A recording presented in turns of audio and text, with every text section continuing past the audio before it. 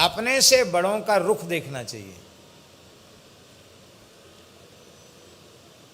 हमें एक घटना याद आती पूज्य गुरुदेव पहाड़ी बाबा की।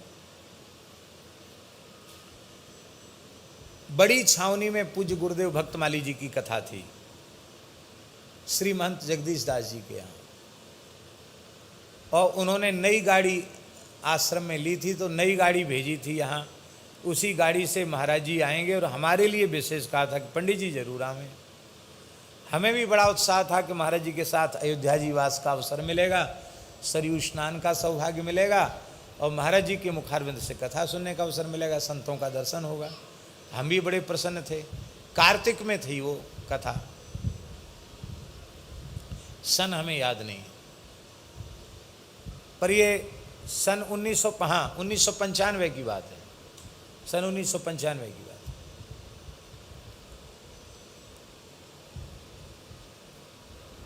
तो हम तो तैयार थे, सवेरे ही जाना था। तो महाराज जी ने हमसे कहा, भक्तमाली जी ने, कि जाओ खाक चौक महाराज जी से पूछ के आओ, अनुमति लेके आओ, तो हम साथ ले चलेंगे, नहीं तो नहीं ले चलेंगे। हाँ, हम ले आते हैं अनुमति। हम आए खाक चौक, महाराज जी को दंडवत किया, हाथ जोड़ के खड़े हो गए। कहो क्या बात है? हमने कहा महाराज जी की कथा अयोध्या जी में बड़ी छावनी में है और वहाँ के पूज्य महंत जी ने हमको विशेष रूप में आग्रहपूर्वक बुलाया है। हमारी भी इच्छा है महाराज जी जाने की, आपकी आज्ञा हो तो हम अयोध्या जी चले जाएं। महाराज जी बोले उन्होंने बुलाया है और तुमको जाना है, हमसे पूछने की क्या जरूरत? जहाँ इच्छा हो वहाँ जाओ, क्यों पूछ रहे हो हमसे? जाओ। उन्होंने तो ऐसे कहा रूखे स्वर में, पर हम बड़े प्रसन्न हुए। मैंने कहा वाह, चलो आज्ञा तो हो ही गई।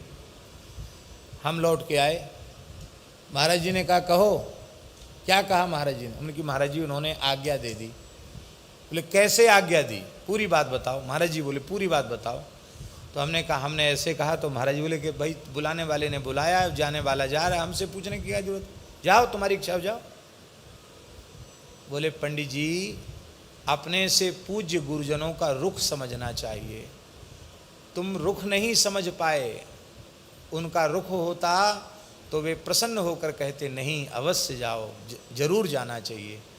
पर उन्होंने कहा तुम्हारे हमसे क्यों पूछते हो, तुम्हारी इच्छा हो जाओ, इसका मतलब उनकी इच्छा नहीं है। तो मैं तुम्हें अपने साथ नहीं ले जाऊंगा क्योंकि उनकी आज्ञा नहीं है। हमारी बड़ी प्रबल इच्छा थी कि हम चले जाएं अयोध्या जी, नहीं गए। मन में बड़ी पीड़ा हुई। महाराज जी को गाड़ी से रवाना होते देख के मन में बड़ी पीड़ा, हमारा हतभाग्य, अयोध्या जी हम नहीं गए। अब महाराज जी ले नहीं जा रहे हैं तो कैसे चले जाएं जबरदस्ती गाड़ी में बैठ के। फिर हम आए खाक चौक, फिर हमने दंडोत किया। तो मुझे देख के महाराज जी बड़े प्रसन्न हुए। अरे वाह, क्यों अयोध्या जी हुआ है? सीधे ही बोले अयोध्या जी हुआ है कि तुम तो अयोध्या जा रहे थे सवेरे ही, हुआ है अयोध्या जी? तो हमने कहा महाराज जी हम नहीं गए अयोध्या जी। वाह, बहुत अच्छा किया।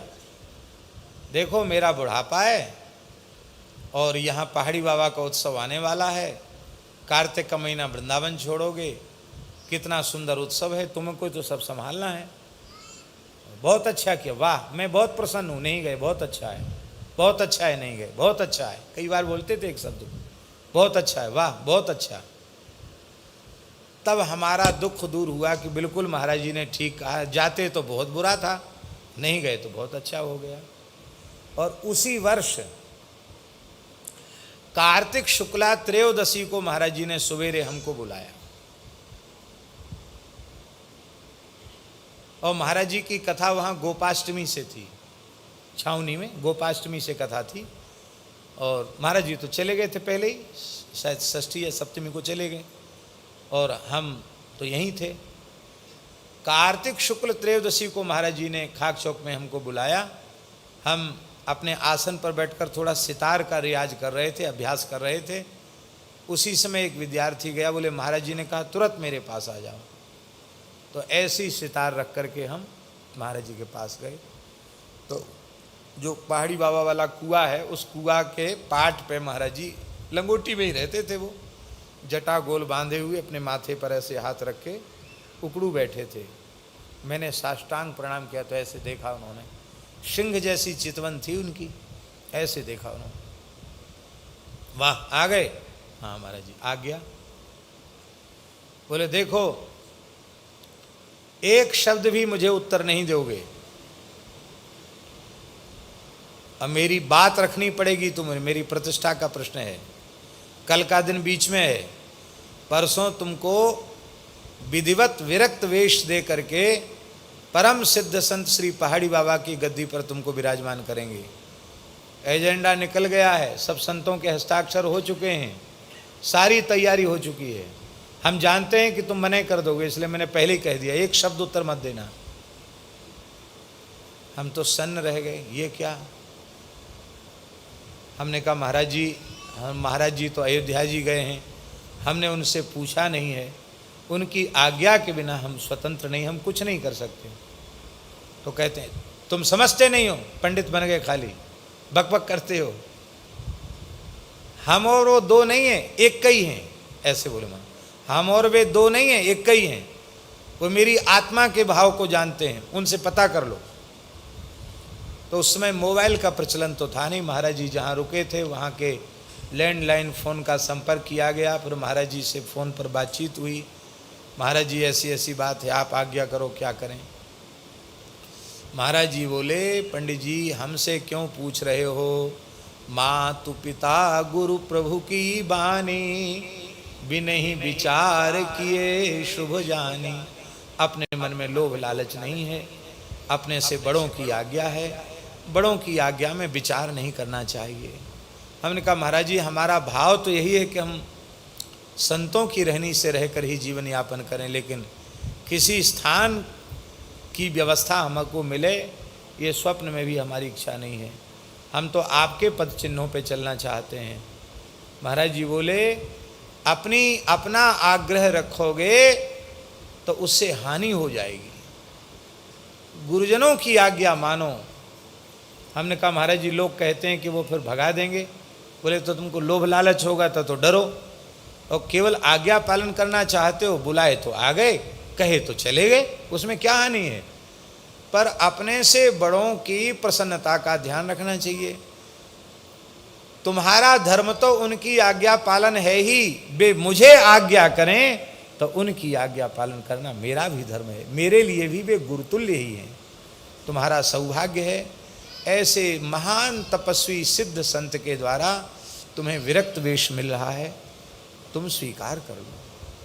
अब महाराज जी कहते फ़ोन करके बताना। तब कहाँ कहाँ जाके फ़ोन किए, तब फिर हम शाम को आए, 14 के शाम को फिर आए। दिन भर लग गया संपर्क स्थापित करने में। शाम को आए, क्या कहा उन्होंने? हमने कहा, उन्होंने कहा महाराज जी की आज्ञा का पालन। हाँ हम जानते हैं ना, वो मेरी आत्मा को जानते हैं, वो मने कर देते तो मुझे दुख हो जाता, अधिक दुख हो जाता तो तुम्हारा भला नहीं होता, ऐसे बोले। मुझे दुख हो जाता तो तुम्हारा भला नहीं होता। तो ये है रुख। अपने से बड़ों का सदा रुख देखना चाहिए, उनका रुख क्या है।